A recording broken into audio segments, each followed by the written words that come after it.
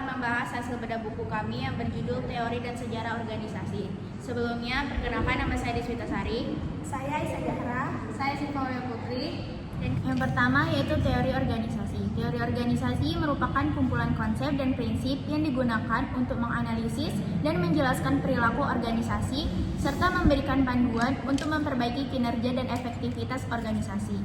Teori organisasi mencakup berbagai pendekatan dan aliran pemikiran yang berasal dari berbagai disiplin ilmu seperti manajemen, psikologi, sosiologi, antropologi, dan ekonomi. Selanjutnya itu teori organisasi yang terkenal. Pertama, teori organisasi klasik yang menekankan struktur formal, hierarki, dan manajemen ilmiah untuk efisiensi. Kedua, teori sistem yang memandang organisasi sebagai sistem kompleks dengan unsur yang saling berinteraksi untuk mencapai tujuan bersama. Ketiga, yaitu teori kontingensi yang menyatakan bahwa pendekatan manajemen harus disesuaikan dengan situasi unik organisasi. Keempat, yaitu teori perilaku yang fokus pada pengaruh dan pengelolaan perilaku individu dan kelompok untuk meningkatkan kinerja. Yang terakhir yaitu teori keputusan yang membahas proses dan faktor dalam pengambilan keputusan yang efektif di organisasi. Teori organisasi klasik. Teori organisasi klasik adalah kerangka teoritis yang berkembang pada akhir abad ke-19 hingga awal abad ke-20 dan menjadi landasan penting dalam studi manajemen modern.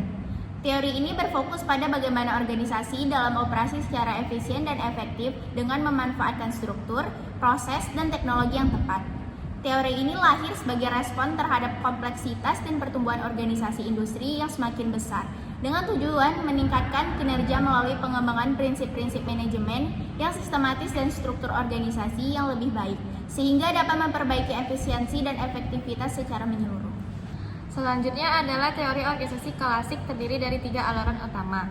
Aliran manajemen ilmiah dikembangkan oleh Frederick Winslow Taylor. Aliran ini fokus pada meningkatkan efisiensi dan produktivitas melalui studi gerakan, analisis pekerjaan, dan standarisasi kerja. Yang kedua, aliran teori administrasi. Henry Fayol menekankan peran manajemen dalam perencanaan, pengorganisasian, pengarahan, koordinasi, dan pengendalian untuk mencapai efisiensi organisasi. Yang ketiga, aliran birokrasi. Dikembangkan oleh Max Weber, aliran ini menyoroti struktur organisasi formal, aturan jelas, hierarki, dan spesialisasi tugas untuk memastikan keputusan objektif dan efisiensi administratif. Selanjutnya, teori organisasi neoklasik. Pengembangan dari teori klasik muncul awal abad ke-20 dengan fokus pada aspek manusiawi dan sosiologis dalam organisasi.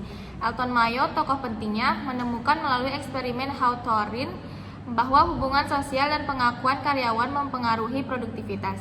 Teori ini juga mencakup teori X dan Y, Douglas MacGregor yang berbeda pandangan tentang motivasi karyawan, serta teori kontingensi Joan Woodward yang menekankan penyesuaian manajemen sesuai teknologi dan situasi organisasi. Secara keseluruhan, teori neoklasik menekankan pentingnya faktor manusia dan adaptasi manajemen sesuai konteks organisasi. Selanjutnya adalah aliran dalam teori organisasi neoklasik. Aliran teori kemanusiaan atau Human Relation Theory dikembangkan pada 1930-an oleh Elton Mayo. Aliran ini menekankan pentingnya kebutuhan sosial dan psikologis karyawan, menunjukkan bahwa motivasi dan hubungan kerja mempengaruhi produktivitas. Aliran teori perilaku atau behavior theory muncul pada 1940 sampai 1950-an dengan tokoh seperti M. Gregor, Maslow, dan Herzberg. Fokus pada motivasi, kepuasan kerja, peran kepemimpinan, dan pengambilan keputusan dalam organisasi. Selanjutnya, aliran teori kontingensi atau kontingensi teori dikembangkan sejak 1960-an, menegaskan bahwa manajemen harus disesuaikan dengan situasi dari kondisi organisasi dengan tokoh seperti Joan Woodward dan Fred Filder. Aliran teori sistem atau sistem teori melihat organisasi sebagai sistem kompleks yang terdiri dari subsistem saling berinteraksi dan menerima pengaruh lingkungan dengan konsep input, proses, output, dan umpan balik. Selanjutnya ada teori organisasi modern. Organisasi modern berkembang sejak abad ke-20 dengan fokus pada teknologi canggih, fleksibilitas kerja, inovasi, dan adaptasi terhadap lingkungan.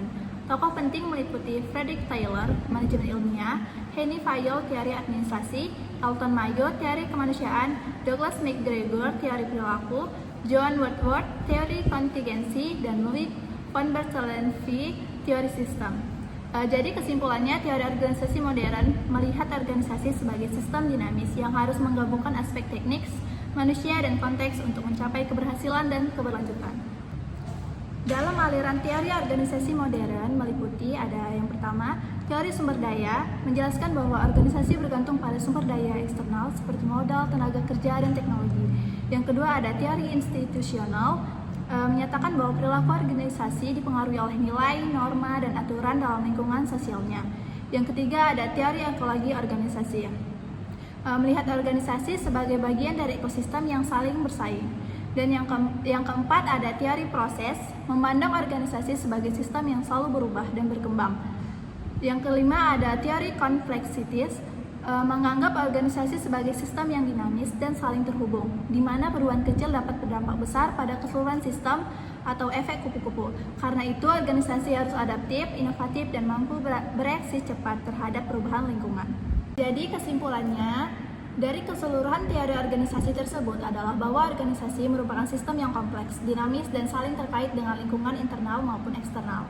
Untuk mencapai efektivitas dan kelangsungan hidup, organisasi harus mengolah berbagai aspek seperti struktur, manusia, proses, sumber daya, komunikasi, serta adaptasi terhadap perubahan dan ketidakpastian lingkungan.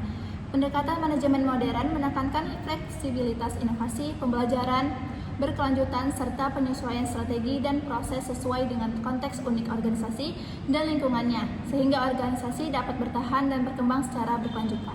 Sekian penjelasan dari kami, terima kasih.